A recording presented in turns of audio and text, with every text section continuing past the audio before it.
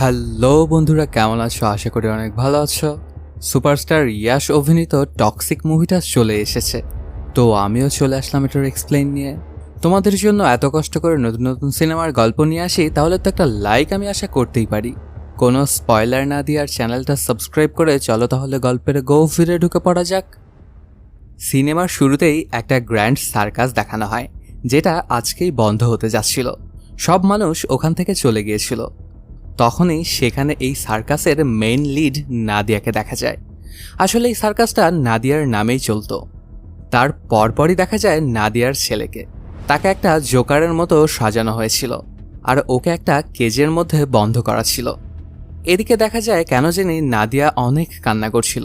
ঠিক তখনই সেখানে তার ছেলে আসে এবং বলতে থাকে, মা তুমি কেন কান্না করছো? এই সার্কাসটা কেন বন্ধ হচ্ছে, আর তুমি কেনই বা এত কান্না করছো? তখন নাদিয়া তার ছেলেকে বোঝাতে থাকে যে এই সার্কাসটা আমাদের ছাড়তে হবে, আর খুব তাড়াতাড়ি তোমাকে নেওয়ার জন্য তোমার বাবা আসবে। তোমার বাবাকে ওয়েলকাম করার জন্য প্রস্তুতি নাও। ঠিক তখনই ওর ছেলে বলে ওঠে, আমি তোমার সাথে থাকতে চাই মা। এরপর কিছুক্ষণ চুপচাপ থাকে নাদিয়া, তারপর অনেক চিল্লাচিল্লি করে বলে, তোমার বাবা কখনো আমাকে নিজের করে নিবে না। আমার জীবনটা এভাবেই শেষ হয়ে যাবে, কিন্তু তোমার বাবা তোমাকে নিতে অবশ্যই আসবে। তুমি শুধু তোমার বাবাকে ওয়েলকাম করবে। ঠিক তখনই দেখা যায় সার্কাসের বাইরে অনেকগুলো গাড়ি এসে থেমে যায়, আর এই গাড়ির ভেতর থেকে সেই ছোট্ট বাচ্চার বাবা বের হয়। তার নাম রায়া। ছেলেটা তখন বাইরে বের হয়ে বাবাকে ওয়েলকাম করার জন্য অপেক্ষা করছিল, আর সার্কাসের ভেতরে নাদিয়া তার শেষ পারফরমেন্সটা দেখাচ্ছিল। কিছুক্ষণ পরেই পুরো সার্কাসে ধামাকা হয় এবং তার সাথে নাদিয়াও মারা যায়। দেখা যায় ওই ছেলেটা হাসতে থাকে আর সাথে তালিও দিচ্ছিল। দেখে এমনটা মনে হচ্ছিল যেন এটা অনেক সুন্দর একটা পারফরমেন্স। আর বাবাকে সে বলতে থাকে, welcome dad, welcome to home. এই কথাটা শুনে কেন জানি অনেক রাগান্বিত হয়ে যায় রায়া। নিজের ছেলেকে কারে বসিয়ে নিয়ে যেতে থাকে অজানা উদ্দেশ্যে।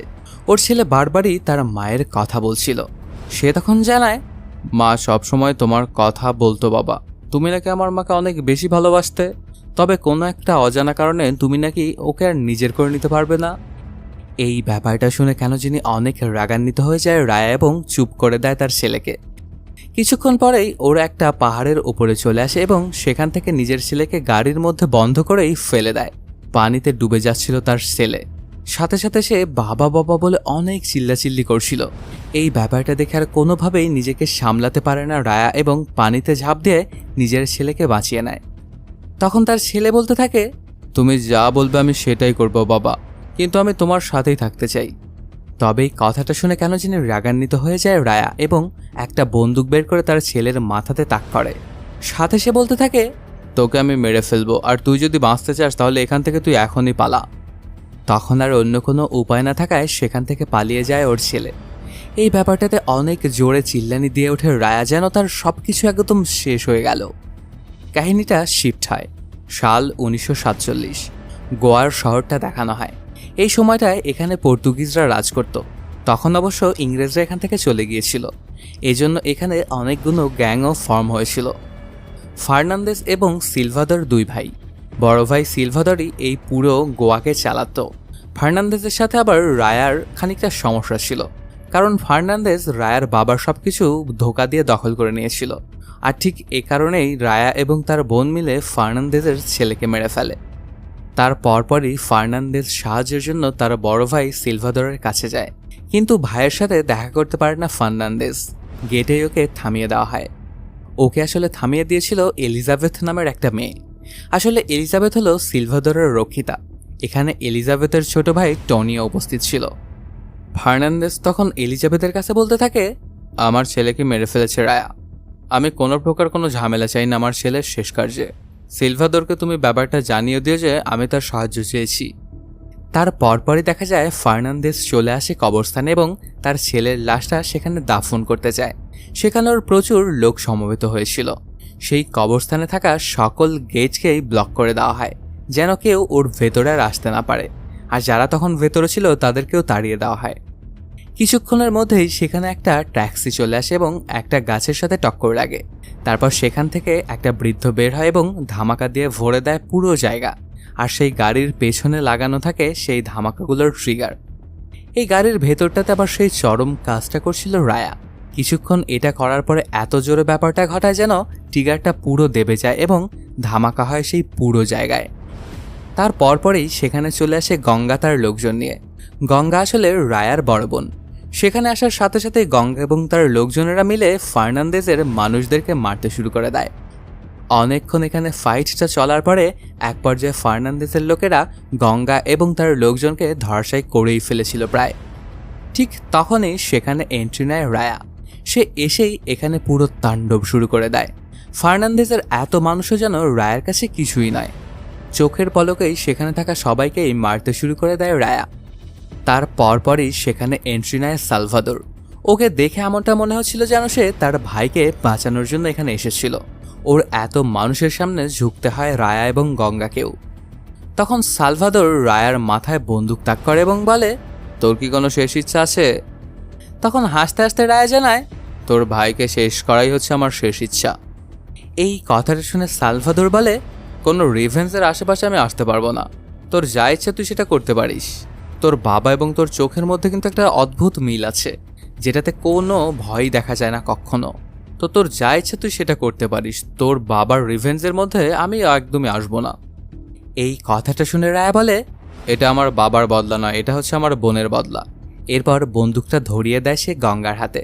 তখন গঙ্গা সেই বন্দুকটা দিয়ে একদম সালভাদরের গায়ে অনেকগুলো গুলি করেই তাকে মেরে ফেলে। কাহিনীটা ফ্ল্যাশব্যাকে চলে যায় সাল 1920। রায়া এবং গঙ্গার মা নিজের পরিবারের প্রতি খুব বেশি আকৃষ্ট ছিল। ঠিক এ কারণেই নিজের ভাইয়ের কথাতে নিজের স্বামীকেই মেরে ফেলেছিল ওদের মা। আর এই দিনেই জন্ম হয়েছিল রায়ার। জন্মের পরপরই নিজের বাবার রক্ত নিজের মুখে রেখেছিল রায়ার। কাহিনীটা শিফট হয়।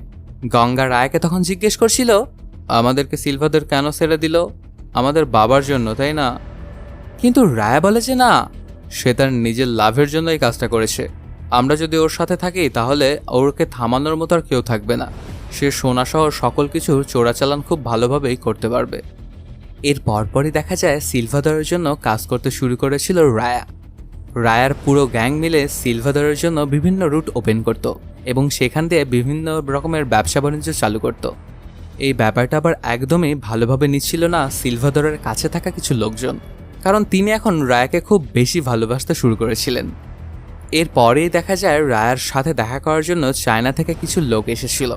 একজন তো এসেই বলে, ভবিষ্যতের সবচেয়ে বড় ব্যবসা হবে বাজি খেলা। এই জন্য আমাদের হাত মেলানো উচিত এবং এই ব্যবসাটা বাড়ানো উচিত। তাহলে এই পুরো দুনিয়াটা আস্তে আস্তে আমরা এক হয়ে রাজ করতে পারবো। কিন্তু কেন জানি ওর এই প্রস্তাবটা একদমই ভালো লাগে না রায়ার এবং সে রিজেক্ট করে দেয়। অন্যদিকে দেখা যায় নেশাগ্রস্ত অবস্থায় রেবেকা নামের একটা মেয়ে। এটা আর অন্য কেউ নয়, এটা হচ্ছে সিলভাদরের মেয়ে। রেবেকা আবার রায়ের ওপরে ফিদা হয়ে যায় ওর একটা কাজ দেখে। এজন্য সে আস্তে আস্তে রায়ের দিকে অ্যাপ্রোচ করে এবং তার সাথে কথাবার্তা বলতে শুরু করে। এমন করতে করতে ওদের দুজনের মধ্যে খুব ভালো একটা সম্পর্ক হয়ে যায়। এমনকি বিছানা পর্যন্ত ওদের সম্পর্কটা আগায়। আসলে রায়ার স্বভাবটাই ছিল অনেকটা এমন, যে কোনো মেয়েকেই সে নিজের নিচে রাখতে খুবই পছন্দ করত। এরপর থেকেই রায়া এবং রেবেকা একসাথে দুজনে খুব বেশি সময় কাটাতে শুরু করে দেয়। কিছুদিনের মধ্যে এই ব্যাপারটা আবার জেনে ফেলে সিলভাদর এবং গঙ্গা। গঙ্গার তো একটাই উদ্দেশ্য ছিল যে নিজের ভাইকে এই পুরো দেশের রাজা বানানো। এরপরে দেখা যায় ধীরে ধীরে সিলভাদরের পার্টনারগুলো সবাই রায়ার বিপরীতে কথা বলতে শুরু করে। আর ওর বিরুদ্ধে বিভিন্ন কথা বলছিল সিলভাদরকে। তাকে সবসময় বলতো যে আমরা আপনার পরিবারের জন্য জীবন দিতেও প্রস্তুত, কিন্তু অন্য কারোর জন্য তো আমরা দিব না। তখন সিলভাদর এবার জানায়, রায়াও আমার পরিবারেরই একজন হতে চলেছে, কারণ আমার মেয়ের সাথে ওর বিয়ে দেওয়া হবে। সিলভাদর এতদিনে বুঝে গিয়েছিল যে বড় কিছু পেতে হলে এরকম ছোট কোরবানি তো দিতেই হয়, কিন্তু সে তো আর জানতো না যে এরকম বড় মাপের একজন খিলাড়িকে কয়েদ করে রাখা তা কতটা কঠিন। অন্যদিকে দেখা যায় এই শহরের একটা বড় মাপের সার্কাস এসেছিল। সেটার মেইন পারফর্মার ছিল নাদিয়া। একে দেখার সাথে সাথে তো রায়াও যেন নজর একদম আটকে গিয়েছিল। এদিকে এলিজাবেথ এবং তার ভাই টনি মিলে রায়া, গঙ্গা এবং সিলভাদরকে মারার একটা প্ল্যান বানায়। সেটাও আবার বানায় সার্কাসের মধ্যেই। এজন্য এই সার্কাসে থাকা ভিক্টর নামের এক লোকের সাথে প্ল্যান বানায় ওরা। কেন জানি পর্তুগিজরা ওদেরকে সাহায্য করছিল। এর মূল কারণ ছিল রায়া এখন সবার ঊর্ধ্বে হয়ে গিয়েছিল, সে কারো কমান্ডই মানত না। এজন্য সরকারও ওদের উপরে রাগান্বিত ছিল। কিন্তু এর গ্যাংয়ের পাওয়ার এত ছিল যে সরকারও কিছুই করতে পারত না এর বিরুদ্ধে। তারপর সালভাদরের হাত তো ওর মাথার ওপরে ছিলই। দেখা যায় ফাঁসির সাজাপ্রাপ্ত কয়েকজন কয়েদিকে ছেড়ে দেওয়া হয় এবং সবাইকে সার্কাসের জোকারদের মতো সাজিয়ে দেওয়া হয়েছিল, যেন কেউ ওদেরকে চিনতে না পারে এবং খুব সহজেই ওরা সার্কাসের ভেতরে ঢুকতে পারে। এই প্ল্যানগুলো সবকিছুই ছিল এলিজাবেথ এবং টনির। তারা দূর থেকে শুধু এই ব্যাপারগুলো দেখবে এবং মজা লুটবে। কিছুক্ষণের মধ্যেই শুরু হয়ে যায় সার্কাসের খেলা। নাদিয়া আসার সাথে সাথেই তো সবার নজর গিয়ে ওর ওপরেই পড়ে। ওর সৌন্দর্য দেখে রায়াও একদম চুপচাপ শুধু ওর দিকেই তাকিয়েছিল। এরপর যখন প্রোগ্রামটা শেষ হয় তখন রায়া ওর পিছে পিছে যাচ্ছিল তার কামরার দিকে। কোনো সুন্দর মেয়েকে দেখলে নিজেকে একদমই কন্ট্রোল করতে পারত না রায়া। তখন রায়া খেয়াল করে দেখতে পায় একটা জোকার তার পিছে পিছে আসতেছিল। এই ব্যাপারটা দেখে খানিকটা খটকা লাগে রায়ার। তারপর সে তার বন্দুকটা বের করে। ঠিক তখনই সেই জোকারটা ওর দিকে বন্দুক তাক করে ওকে মারতে যাবে, ঠিক তখনই উল্টো রায়াই ওকে মেরে ফেলে। তারপর সে খেয়াল করে দেখতে পায় তাঁবুর ভেতরে অনেকগুলো সার্কাসের মানুষ মৃত অবস্থায় পড়ে আছে। তখন ওরা বুঝতে বাকি থাকে না যে যতগুলো জোকার আছে এই সার্কাসের ভেতরে তারা সবাই হচ্ছে এদের দুজনকে মারার জন্য এসেছিল। এর পরপরই সেখানে শুরু হয়ে যায় তাণ্ডব। অনেক গোলাগুলি হতে থাকে দুই পক্ষের মধ্যে। রায়া তো ওদের সবাইকে একদম পাখির মতো মারছিল। এরকম করতে করতে সে সিলভাদর এবং সকল লোকজনকেই বাঁচিয়ে নেয়। এবার এখানে কে যে মেন ভিলেন ছিল এটা বের করতে চাইছিল রায়া। যাদেরকে এই সার্কাসের ভেতর থেকে ধরেছিল তার মধ্যে রায়া সর্বপ্রথম নাদিয়ার কাছে যায় আর ওর থেকে জিজ্ঞেস করে, ভিক্টরের সম্পর্কে তুমি কি জানো? এখানে নাদিয়া ওকে কিছুই বলে না। সে তখন বলতে থাকে, ভিক্টর তো মারা গেছে আর ওর সম্পর্কে আমি কিছুই জানি না। তখন কেন জানি আচমকায় রায়া জিজ্ঞেস করে বসে, এক রাতের জন্য তুই কত নিস? এই কথাটা শুনে খুবই রাগান্বিত হয়ে যায় নাদিয়া এবং রায়ার মুখের ওপরেই এক ছাবলা থুতু দিয়ে বসে। তখন নিজের মুখ থেকে থুতুটা মুছে এসে বলে, আমি আবারও তোর কাছে আসব। এবার যদি তোর কাছ থেকে আমি সঠিক উত্তর না পাই তাহলে কিন্তু তোকে জিন্দাই আমি জ্বালিয়ে দেব। এটা বলেই সেখান থেকে চলে যায় রায়া। তারপর থেকেই সে গিয়েই খোঁজবাজ করতে শুরু করে দেয় যে আসলে এই কাজটা কে করেছিল। অন্যদিকে দেখা যায় এলিজাবেথকে। সে চলে আসে রেবেকার কাছে। এসেই ওকে বলতে থাকে যে রায়া কোনো কথা বলার আগে গুলি চালাতো সেই রায়া আজকে কিনা একটা মেয়েকে ছেড়ে দিল। মেয়েটা আসলে দেখতে অনেক বেশি সুন্দরী, যে কোনো পুরুষকেই সে আকর্ষিত করতে পারে। এমনকি সে তো রায়ার মুখেও থুতু ফেলেছিল, তারপরেও রায়া ওকে কিছু না বলেই ছেড়ে দিল। এই কথাটা শুনে আবার খুবই রাগান্বিত হয়ে যায় রেবেকা। এই জন্য সে ধরে নিয়ে আসে নাদিয়াকে। এখানে উপস্থিত ছিল এলিজাবেথ, টনি, গঙ্গাসহ তাদের অনেক লোকজন। এখানে এসে নাদিয়াকে জিজ্ঞেস করতে থাকে, সত্যটা তুই ভালোই ভালোই বলে দে, না হলে তোকে কিন্তু আমি মেরে ফেলবো। কারণ আমি কোনো ছেলে নই যে তোর রূপ দেখে আমি তোকে ছেড়ে দিব। তবে এক ফোঁটাও ভয় পায় না নাদিয়া আর বলে, আমি কিছুই জানি না। এই ব্যাপারটাতে খুবই রাগান্বিত হয়ে যায় রেবেকা এবং টনিকে বলে দেয়, ওকে জীবিতই জ্বালিয়ে দাও তো।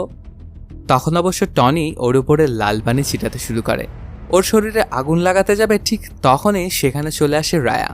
ওকে দেখেও কোনোভাবেই থামার নামগন্ধ নিচ্ছিল না টনি। এজন্য রায়া ওকে প্রচণ্ড মারধর করে ওর গলার উপরে পা দিয়ে দাঁড়ায়। সাথে বলতে থাকে, নিজের লিমিট নিজের জেনে তারপর কাজ করা ভালো। নাদিয়ার ব্যাপারটা তো আমি দেখছি, তাহলে তোর এখানে আসার তো কোনো কারণে আমি দেখি না। এই ব্যাপারটা দেখে এলিজাবেথ তো ওর উপরে প্রচণ্ড রাগান্বিত হয়, কিন্তু রায়ার সামনে তার কিছু বলারই সাহস নেই। পরদিন সকালবেলাতেই আবার রায়া চলে যায় নাদিয়ার সাথে দেখা করার জন্য। তখন ওকে দেখেই নিজের সকল কাপড় চোপড় খুলে ফেলে নাদিয়া এবং হাতটাও কেটে ফেলে। সাথে বলে, তোমার কাছে সময় কিন্তু খুবই অল্প। এরপর অবশ্য রায়া ওকে বাঁচিয়ে নেয় আর বলতে থাকে, তুমি একসাথে নিজের হাতও কেটে নিচ্ছ আবার কাপড়ও খুলে ফেলছো, তো আমি কোন দিকে ফোকাস করবো বলো? এর পরের বার যখন তুমি হাত কাটবা তখন একটু বেশি গভীর করে কাটবা, যেন তুমি শিওর মারা যাও। আর যদি কাপড় খোলো তাহলে শুধু কাপড়ই খুলবা। আমি খুব ভালো করেই জানি যে তুমি এটা জানো না যে এগুলো কে করেছে, তবে আমার মনে হয় ভিক্টরের সম্পর্কে তুমি কিছু একটা তো জানো, এটা তুমি আমার থেকে লুকাচ্ছ। তখন নাদিয়া জানায়, ভিক্টর যেহেতু সার্কাসে কাজ করে এর জন্য আমি ওর সম্পর্কে তোমাকে বলিনি। আসলে ওর একটা যমজ ভাই আছে। এই কথাটা শুনে রায়া বুঝতে পারে যে ভিক্টর তো মারা গেছে, কিন্তু ওর যমজ ভাই এখনো জীবিতই আছে। তো ওকে দিয়েই হয়তোবা জানা পসিবল হবে যে ওদেরকে কারা মারার চেষ্টা করেছিল। ওদের সবার শখ ছিল টনির ওপর, এই জন্য ওকে ধরে এনে প্রচুর মারধর করা হয় এবং সাথে ওকে জিজ্ঞাসাবাদও করা হয়, কিন্তু একটা কথাও বলছিল না টনি। ঠিক তখনই সেখানে আবার চলে আসে এলিজাবেথ এবং বলে, আমার ভাইয়ের এই অবস্থা করার সাহস কে করেছে? তখন অবশ্য টনি বলেছে, আমি এই ব্যাপারে কিছুই জানি না। এবার রায়া বুদ্ধি করে জানায়, তুই এগুলো জানিস না ভালো কথা, কিন্তু ভিক্টরকে তো তুই ঠিকই জানিস, সে তোর সম্পর্কে সব কিছু বলে দিয়েছে। এরপর ভিক্টরের যমজ ভাইকে সামনে আনা হয়। ওকে দেখে তো একদম হকচকিয়ে গিয়েছিল। টনিয়ার সব সত্য কথা বলে দিচ্ছিল। সে মনে করছিল এটা আসলেই ভিক্টর। নিজের বোনকে বাঁচানোর জন্য সকল দোষ নিজের ঘাড়ে নিয়ে নিয়েছিল টনি। তারপর বলতে থাকে, আমার আর ব্যাপার স্যাপারগুলো একদমই ভালো লাগছিল না, এর জন্য আমি সবাইকে মেরে ফেলতে চাইছিলাম। সালভাদোরের জন্য এতদিন পর্যন্ত সকল কাজ আমরাই করেছি, কিন্তু রায়া আসার পর থেকে আমাদের কার একদমই তিনি দেখতে পারেন না, এজন্যই আমি ওদেরকে মেরে ফেলতে চাইছিলাম। তবে এগুলোর মধ্যে আমার বোন ছিল না, ও একদমই নির্দোষ, ওকে কিছু করবেন না। এই কথাগুলো শোনার পরে গঙ্গা বলে, ঠিক আছে, যদি এলিজাবেথ নির্দোষ হয় তাহলে সেই তোকে মারবে। এটা বলেই এলিজাবেথের হাতে একটা চাকু ধরিয়ে দেয় গঙ্গা। তখন না চাওয়া সত্ত্বেও নিজের ভাইকে মারতে হয় এলিজাবেথকে, কারণ সে যদি না মারত তাহলে তাদের দুজনকেই মরতে হতো। নিজের ভাইকে সে অনেক বেশি ভালোবাসত। ভাইকে মারার পর তো সে কান্নায় ভেঙে পড়ে। এর পরপরই দেখা যায় রায়া এবং নাদিয়া একসাথে অনেক বেশি দেখা করতে শুরু করেছিল। ওদের সম্পর্কটা আস্তে আস্তে গভীর থেকে গভীরতর হচ্ছিল। তারপর নিজের অতীত সম্পর্কে নাদিয়াকে বলে রায়া, আমার মা আমার বাবাকে মেরে ফেলেছিল যেদিন আমার জন্মগ্রহণ করি।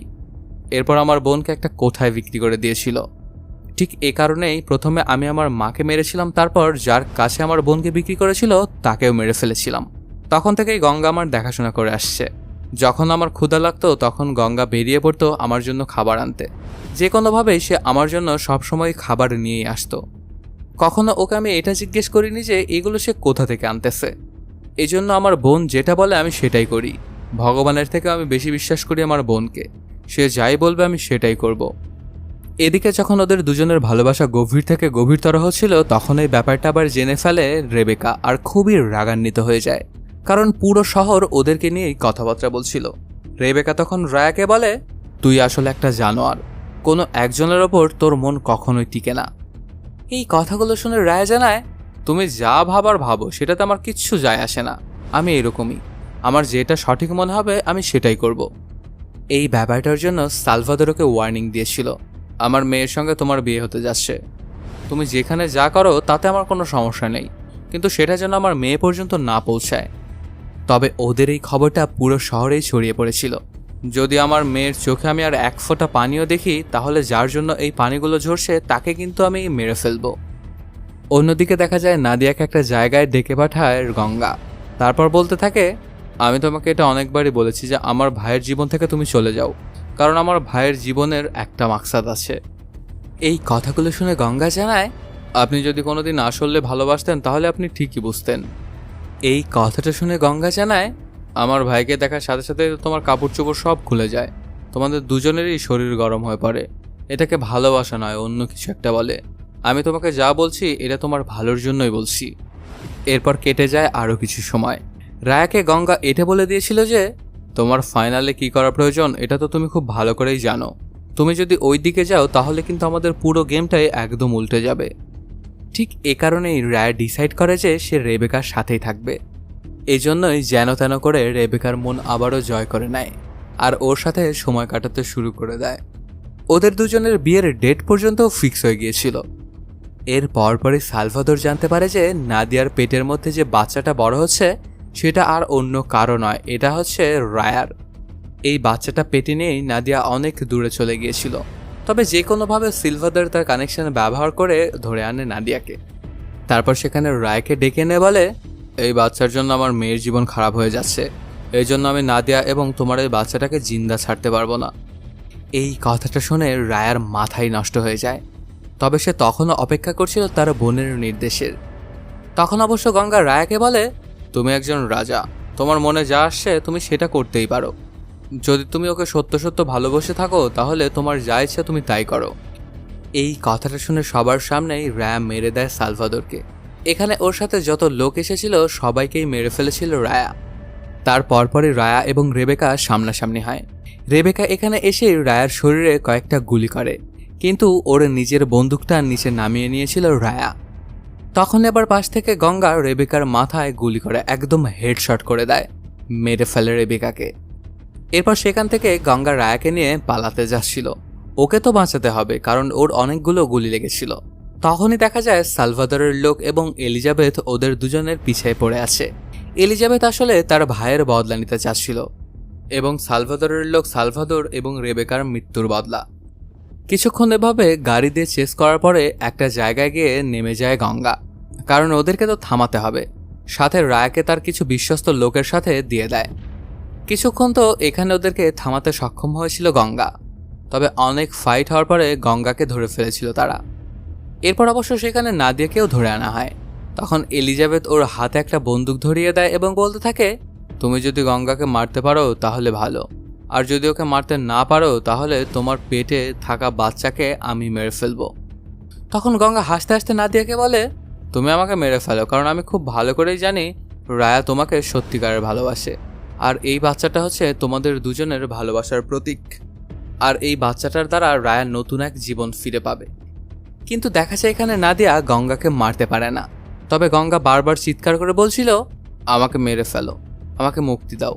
তখন দেখা যায় নাদিয়া শেষমেশ গুলি করেই বসে গঙ্গাকে। এই ব্যাপারটাতে হাসতে শুরু করে দেয় এলিজাবেথ এবং বলে, এখন থেকে রায় যতবারই তোর সাথে শুবে তখনই তার এটা মনে পড়বে যে তোর হাতে লেগে আছে ওর বোন গঙ্গার রক্ত। কখনো তোকে নিজের মানতে পারবে না। তুই জীবিত থাকবি ঠিকই, কিন্তু লাশের মতো তোকে জীবনযাপন করতে হবে। এদিকে দেখা যায় রায়ের শরীর থেকে সকল গুলিগুলো বের করে ফেলা হয়। তারপর সে আস্তে আস্তে একদম সুস্থ হয়ে ওঠে। এরপর সে এক এক করে অনেকজনকেই মারতে শুরু করে দেয়। তার বিরুদ্ধে যারা ছিল সবাইকেই আস্তে আস্তে মেরে ফেলছিল রায়া। এরপর সে চায়নার অফারটা নিয়ে নেয় এবং চলে যায় চায়নাতে। সেখানে গিয়েই রায়া নিকোলাসের জন্য কাজ করতে শুরু করে দেয়। তারপর সেখানে নিকোলাসের বিরুদ্ধে থাকা সকল গ্যাংকেই এক এক করে মারতে শুরু করে দেয় রায়া, আর ধীরে ধীরে চায়নাকেও নিজের কন্ট্রোলে নিতে শুরু করে। সে নিকোলাসের সাথে বিজনেস করতে শুরু করে দিয়েছিল। এখানে সে আস্তে আস্তে অনেক টাকা পয়সা কামাচ্ছিল। মেয়ে, টাকা পয়সা, কোনো কিছুরই কোনো কমতি নাই এখন রায়ার। তখন অবশ্য তার বন্ধুরা ওকে বলতে থাকে, পর্তুগিজরা ভারত ছেড়ে চলে গেছে, এখনই আমাদের সময় গোয়াতে গিয়ে আবারও আমাদের বিজনেসটা বড় করার। আমাদের পুরো সাম্রাজ্যটা আমাদের চোখের সামনে নষ্ট করে দিয়েছিল। এরপর সেই সিনটা সামনে আসে যেটা একদম সিনেমার প্রথমেই দেখা গিয়েছিল, যেখানে রায়ের বাচ্চা সার্কাসের সামনে দাঁড়িয়ে বাবার ওয়েলকাম করছিল। ঠিক সেই সময়ে নাদিয়া নিজেকে মেরে ফেলেছিল। এরপর সেই বাচ্চাটাকেও মারার চেষ্টা করে রায়া, কিন্তু ওকে মারতে পারেনি। তারপর সেখান থেকে ওই বাচ্চাটা চলে যায়। এরপর কেটে যায় কয়েক বছর। এখন রায়া তার বিজনেস পুরোপুরি ইন্ডিয়া এবং চায়নাতে ছড়িয়ে ফেলেছিল। নিকোলাসের সাথে তার ব্যবসাটা অনেক ভালোই চলছিল। এখানে ক্যাসিনোতে মানুষজন টাকা পয়সা কামাচ্ছিল আর টাকা পয়সা খোয়াচ্ছিল। দেখা যায় রাতে পুরোপুরি টাকা পয়সা এবং মেয়েবাজির জন্য বেরিয়েছিল। ওর সকাল হতো মেয়ে এবং লাল পানি দিয়ে, দুপুরবেলাতেও সে একই কাজই করতো এবং রাত্রেবেলাতেও করতো একই কাজ। ওর ব্যবসাগুলো অবশ্য তার কাছের বন্ধুগুলোই সামাল দিচ্ছিল। যদিও বাইরে থেকে রায়কে অনেক হাসি খুশি দেখা যেত, কিন্তু ভেতরে তো নাদিয়া এবং তার বোনের জন্য অনেক বেশি কষ্ট পেত সে। এরপর দেখা যায় মালিশা নামের একটা মেয়ে চলে আসে রায়ার বাংলোতে। সেখানে ওই সময়টা একদম পুরো উলঙ্গ হয়েছিল রায়া। তখন সেখানে গিয়ে মালিশা বলতে থাকে, তোমার ওখানে গিয়ে আমার বাবা তার সব কিছু হয়ে গেছে, এমনকি সে নিজে নিজেই মারাও গেছে। তোমার থেকে বদলা নেওয়ার জন্য আমি এখানে এসেছি। আসলে নিজের শরীরে ধামাকা বেঁধে এখানে এসেছিল মালিশা। তখন দেখা যায় এক ফোঁটাও ভয় না পেয়ে সেই ধামাকার ট্রিগারটা চাপে রায়া। আসলে মৃত্যুর জন্য কিছুই না। সেই সময়টায় মালিশা অনেক বেশি ভয় পেয়ে গিয়েছিল, কারণ সে নিজে তো মরতে চায় না। তখন সে ধামাকাটা জানালা দিয়ে বাইরে ফেলে দেয়। এরপর মারিসাকে নিজের নিচে নিয়ে নেয় রায়া, আর ওর সাথে এত সম্পর্ক করে ফেলে যে এক পর্যায়ে প্রেগনেন্ট হয়ে যায় মালিশা। তারপর থেকে রায়ের সাথে থাকতে শুরু করে দেয় মালিশা। কিছুদিন পরেই ওদের ফুটফুট একটা পুত্র সন্তান হয়। যেদিন মালিশার ডেলিভারির দিন ছিল সেদিন রায়ের ওপরে হামলা করা হয়েছিল। যখন রাস্তার ওপর দিয়ে হাসপাতালের দিকে যাচ্ছিল, অনেক মানুষ মিলে হামলা করেছিল রায়ের ওপর, আর রায়া ছিল তখন একা। যদিও এরা অনেকজন ছিল, তারপরেও সবাইকেই ধরাশায়ী করে ফেলেছিল রায়া। তখন রায়ার নজর যায় একটা ছেলের দিকে। সেই ছেলেটা রায়ের থেকে পালিয়ে দূরে যাচ্ছিল। ওকে ধরার অনেক চেষ্টা করা হয়, কিন্তু ওকে ধরতে পারে না। কেন জানি এই ছেলেটার কথা বারবারই মনে পড়ছিল রায়ার। তখন মালিশার পেট থেকে একটা ছেলে সন্তানের জন্ম হয়। সেই ছেলেটা আবার সবসময় রায়ার আশেপাশেই থাকতো এবং বারবারই ওর ওপরে হামলা করার চেষ্টা করত। এই ব্যাপারটাতে অনেক বেশি পেরেশান হয়ে গিয়েছিল রায়া, কারণ এই ছেলেটার অ্যাটাক দিনের পর দিন বেড়েই চলেছিল। এভাবে কেটে যায় 5টি বছর। অ্যাডামের আজকে 5ম জন্মদিন, আর ওর জন্মদিনে টিকিটের ডোর ঘরের মধ্যে ঢুকে পড়েছিল। ওর ওপরে আবারও অ্যাটাক করার চেষ্টা করে। তখন অবশ্য রায়াও এই ছেলেটাকে জানে মেলা ফেলার চেষ্টা করে, তবে এই ছেলেটা কোনোভাবেই এখানে বেঁচে ফিরে যায়। কিন্তু টিকিটও তো ভালোভাবে দেখতে পায়নি, শুধু রায়াই দেখতে পেয়েছিল। অনেক চালাকির মাধ্যমে টিকিট এখান থেকে পালিয়ে গিয়েছিল। দিনের পর দিন রায়ার অবস্থা খারাপের দিকে যাচ্ছিল। রায়া বুঝতে পারছিল না যে এই ছেলেটা ওর জীবনের পিছনে এভাবে কেন পড়ে আছে। এরপর জানা যায় এই ছেলেটার অন্য কেউ নয়, রায়া এবং নাদিয়ার ছেলে। সেই ছেলেটা ছিল আবার খুবই ভয়ঙ্কর। এই ছেলেটা প্রথমে যেখানে থাকছিল সেখানে তার বস সহ সবাইকেই মেরে ফেলেছিল। ওর টার্গেট শুধু এবং শুধুমাত্র রায়া। যে কোনো মূল্যেই সে তার বাবা রায়াকে মেরে ফেলতে চায়। এরপরে হঠাৎই একদিন টিকিট রায়ার ছেলে অ্যাডামকে কিডন্যাপ করে নেয়। তখন রায়া ওর পিছা করতে চলে আসে ওর হাইড আউটে। এরপর দুজনের যখন দেখা হয় তখন ওদের মধ্যে প্রচণ্ড ফাইট শুরু হয়ে যায়। কেউ যেন কারোর সাথে কম নয়। ওদের দুজনের যখন ফাইট হচ্ছিল তখন এদের মধ্যে খানিকক্ষণ কথাও হয়। রায়া তখন ওকে জিজ্ঞাসা করে, তুই আমাকে কেন মারতে চাস? তুই সেদিন আমার মধ্যে যে রাগটা দেখেছিলি সেটা আসলে তোর ওপরে ছিল না বাপ, সেটা আমার নিজের ওপরেই ছিল। আসলে আমার জন্যই বোন এবং তোর মা গঙ্গা মারা গেছে। তখন টিকিট বলতে থাকে, আমার মা নাদিয়া তোমার জন্য মারা গেছিল, আর আমি সবসময় তোমার ভালোবাসার জন্য খুবই কষ্ট পেয়েছি। আমি সবসময় চাইতাম যে আমার বাবা, তুমি আমাকে খুবই ভালোবাসো, কিন্তু তুমি তো আমাকে একাই ছেড়ে দিয়েছিলে। এমনকি তুমি আমাকে মারার চেষ্টাও করেছো অনেকবার। এগুলো থেকে আমি একদমই পালাতে পারছি না। তো এটাই ভালো হবে যে তুই আমাকে জানেই মেরে ফেল। তবে এই কাজটা আবার করতে পারে না। টিকিট আর একটু দূরে গিয়ে কান্না করতে শুরু করে দেয়, কারণ টিকিট তো সবসময় চাইতো তার বাবার ভালোবাসা, কিন্তু এই ভালোবাসাটা সে কখনোই পায়নি। এই জন্য সে নিজের সাথে অনেক বোঝাপড়া করে এবং এক পর্যায়ে সে তার নিজের বাবা মাকে মেরেই ফেলে জানে। ঠিক তখনই এখানে রায়ের দ্বিতীয় ছেলে অ্যাডাম বাবা বাবা বলে ডাকতে চলে আসে। এখানে অনেক বড় মাপের একটা টুইস্ট সামনে আসে। আসলে রায়া এবং নাদিয়ার ছেলে যে সবসময় রায়াকে মারার জন্য ফলো করত আর বিভিন্ন জায়গায় তাকে অ্যাটাক করত, সেই সবগুলোই ছিল রায়ার হ্যালুসিনেশন। টিকিটকে অন্য কেউ কোনোদিনই দেখতে পায়নি। এটা সম্পূর্ণ ছিল রায়ার মন গড়া ক্যারেক্টার। এই সকল ব্যাপার স্যাপার স্টার্ট হয়েছিল যখন অ্যাডামের জন্ম হয়। তারপর যখন সে বাবা বলতে শুরু করে তখন থেকে এই ব্যাপারটা যেন আরও গাঢ় হয়ে যায়। আর ঠিক তখন থেকেই রায়া টিকিটকে দেখতে শুরু করেছিল। এর পেছনে অবশ্য একটা কারণ আছে। যখন সার্কাসটা পুরোপুরি ধ্বংস হয়ে গিয়েছিল তখন রায়া তার ছেলেকে তার সাথে নিয়ে গিয়েছিল। এখানে রায়ার অজান্তেই পাহাড় থেকে কারটার নিচে পড়ে যায়, আর এই জায়গাতে পড়ার পরেই মারা যায় রায়ার ছেলে। ওকে কোনোভাবেই বাঁচাতে পারেনি রায়া।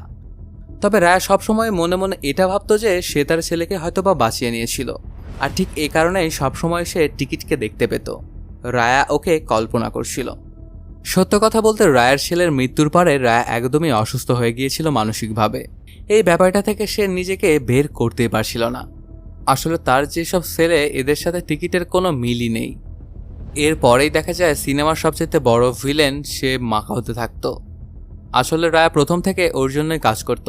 এক পর্যায়ে রায়া নিকোলাসকে মেরেও ফেলেছিল। ঠিক এই কারণেই সেই ভিলেনটা অনেক লোকজন নিয়ে রায়াকে মারার জন্য চলে আসে। ওরা সবাই মিলে রায়ের পুরো গ্যাংকেই প্রায় খতম করে দেয়।